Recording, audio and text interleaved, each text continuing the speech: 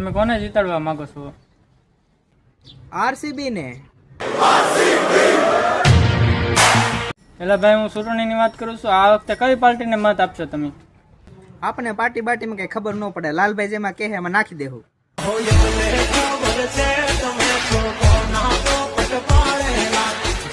લાલભાઈએ તો એવું શું કર્યું? લાલભાઈ કે એમાં તમે મત આપશો?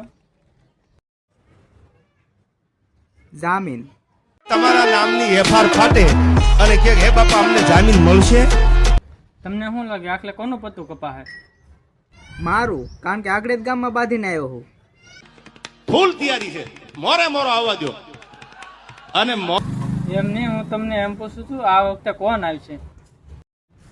મામાની ગાડી, કારણ કે તમને તો ખબર જ છે આગળ જ ગામમાં બાંધીને આવ્યો હું.